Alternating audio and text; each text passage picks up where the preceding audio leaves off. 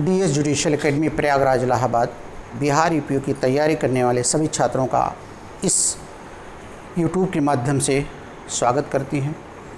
आज हम POCSO act पर आपका एट ए ग्लेंस जो बताने जा रहे हैं आप उसको ध्यानपूर्वक सुनिए ताकि आपको इस परीक्षा में ये लाभ मिल सके। पॉक्सो एक्ट का अधिनियम का उद्देश्य है लैंगिक हमला, सेक्सुअल असॉल्ट, लैंगिक उत्पीड़न, सेक्सुअल किसी प्रकार का उत्पीड़न हो और अश्लील साहित्यों के अपराधों से संरक्षण करना, साथ ही साथ ऐसे अपराधों के विचारण के लिए एक स्पेशल कोर्ट की व्यवस्था करना और उनसे संबंधित अन्य प्रावधानों के लिए किया गया है। पोर्नोग्राफी से बालकों की सुरक्षा करना, चाइल्ड पोर्नोग्राफी से रक्षा करना इसका उद्देश्य है।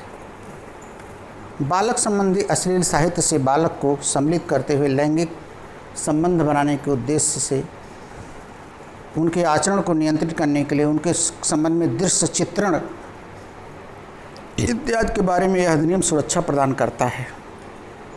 आइए बिहार यूपीओ के लिए पॉक्सो एक्ट पर आधारित हम 3 सवाल लेते हैं। पहला सवाल हमारा धारा 3, धारा 4, धारा 29, धारा 30 पे है जो पेनिट्रेटिव सेक्सुअल असॉल्ट या प्रवेशन लैंगिक हमला के बारे में है। दूसरा सवाल हमारा है गुरुतर प्रवेशन लैंगिक हमला यानी एग्रीवेटेड पेनिट्रेटिव सेक्सुअल असॉल्ट पर, और तीसरा हमारा है लैंगिक हमला अर्थात केवल सेक्सुअल असॉल्ट पर है।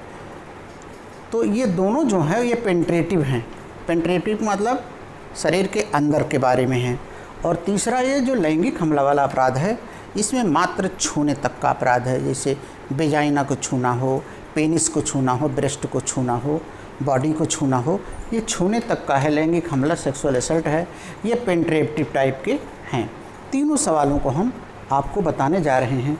साथ ही साथ छूने संबंधी जो केस आई है स्तन के बारे में, स्किन टू स्किन टच पे सतीश रगड़े बनाम महाराष्ट्र राज्य 2021 19 तारीख को आई थी यह केस। 2021 19/1/2021 ये केस भी हम आपको बता रहे हैं। तो सबसे पहला क्वेश्चन हमारा आ रहा है कि सेक्शन 3 पे यह है, यह व्यवस्था करता है अगर किसी बालकों पर सेक्सुअल असॉल्ट पेनिट्रेटिव किया जाता है, पेनिट्रेटिव मतलब प्रवेशन कराया जाता है, चाहे कोई व्यक्ति अपने पेनिस को किसी भी सीमा तक किसी बालक के वेजाइना, योनि में, मुंह, माउथ में, मूत्र मार्ग, यूथ्रेसा में या गुदा मार्ग में प्रवेश कराता है, पेनिट्रेटिव में प्रवेश कराता है, पहला पॉइंट। दूसरा, यही चारों पॉइंटों में अपने पेनिस से तो नहीं लेकिन पेनिस के अलावा किसी वस्तु को प्रवेश कराता है या शरीर के किसी भाग को किसी सीमा तक बालक की उस वस्तु का कोई वस्तु हो या शरीर के किसी पार्ट से उसी योनि में, मूत्र मार्ग में, गुदा में पेनिट्रेटिव करता है, ये दूसरा है।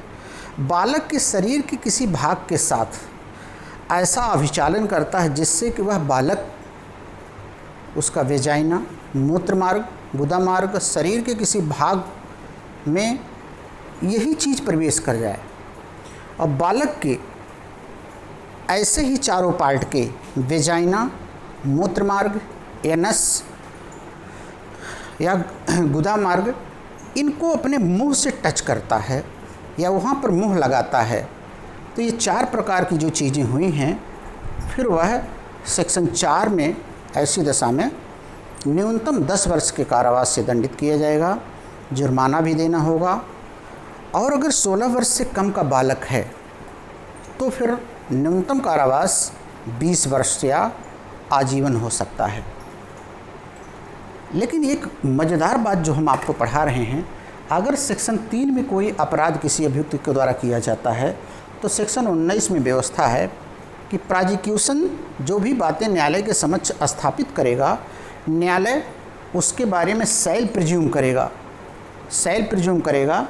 फिर ऐसी दशा में सेल्फ प्रिज्यूम का मतलब है कि अभियुक्त को दोषी मान लेगा, ऑलरेडी दोषी मानेगा, फिर अभियुक्त अपना बचाव कर सकता है। सेक्शन 30 कहता है कि जो भी मेंटल पोजीशन है, दुराशय है, उस केस में वह दुराशय माना जाएगा। अर्थात मेंटल जो दुराशय है, आशय है, ज्ञान है, ये सारी चीज़ें सेक्शन 30 कहता है मान लिया जाएगा। मान ली बड़ा कठोर दायित्व आरोपित किया जाता है अभियुक्त पर। और अभियोजन पक्ष पर इतना 30 में कहा गया है कि अभियोजन अपने मामले को संदेह से परे साबित करेगा, युक्त संदेह से परे साबित करेगा।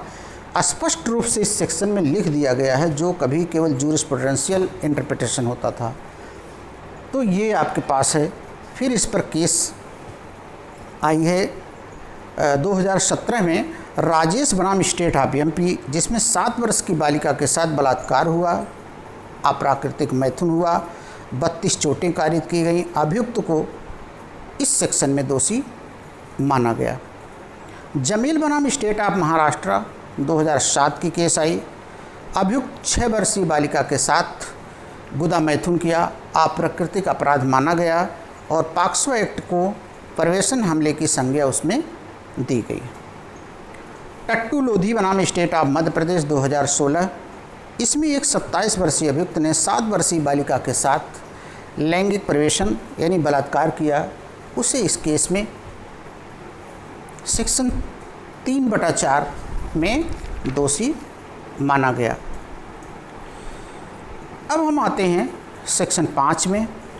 यही जो लैंगिक प्रवेशन है सेक्शन 3 वाला, ये अपना गंभीर रूप ले लेता है इस सेक्शन 5 में आकर के, और 6 में गंभीर रूप इससे लेता है। इसको करने वाले बहुत जिम्मेदार लोग हो जाते हैं। अर्थात यही अपराध जब करने वाले काफ़ी जिम्मेदार लोग होते हैं, जैसे पुलिस का अधिकारी है, जेल का अधिकारी है, सरकारी अस्पताल का अधिकारी है, ऐसी पूरी लंबी लिस्ट है। अगर यही सारे अपराध ये लोग करते हैं जो यहाँ हो रहा है, यानी उस प्रवेशन को सारा चीज़ें करते हैं, वही सब कुछ वही करते हैं, तो फिर इन लोगों पर सेम वही सारी कार्रवाइयाँ की जाएगी। ऐसी दशा में न्यूनतम 20 वर्ष का कारावास और आजीवन कारावास के दंड का प्रावधान किया गया है सेक्शन 5/6 के अपराध में।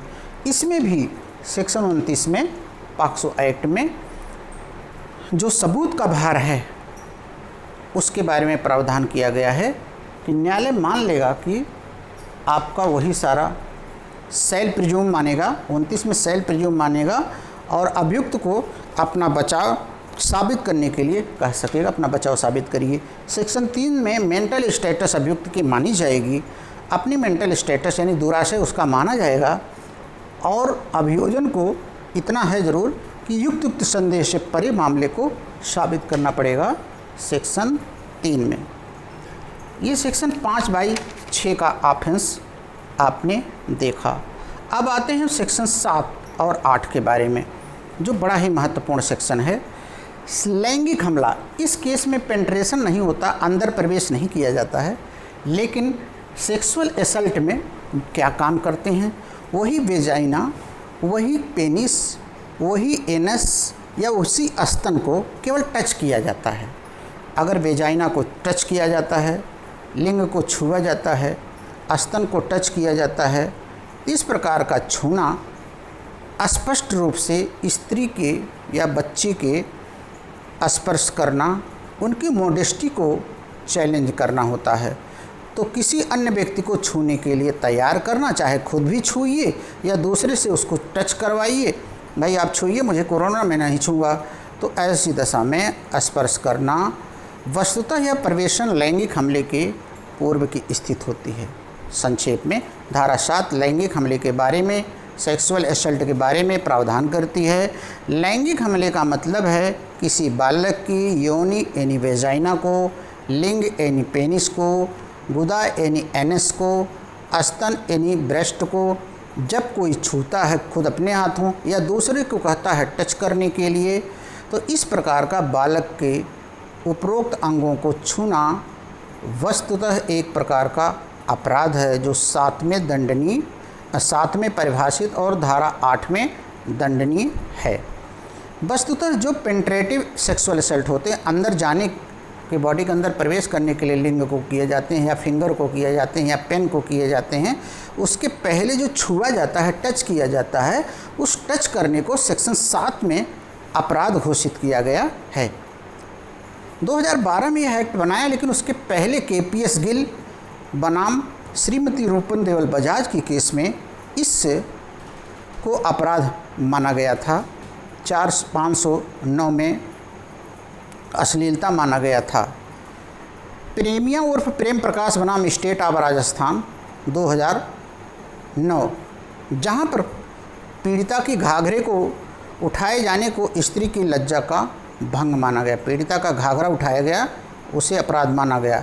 SPS राठौर बनाम CBI 19/2016 सुप्रीम कोर्ट। इस मामलों में यह कहा गया कि किसी स्त्री की लज्जा भंग करने के लिए आशय का होना आवश्यक नहीं है, केवल इस बात की जानकारी होना पर्याप्त है कि उसके कृत्य से स्त्री की लज्जा भंग होगी।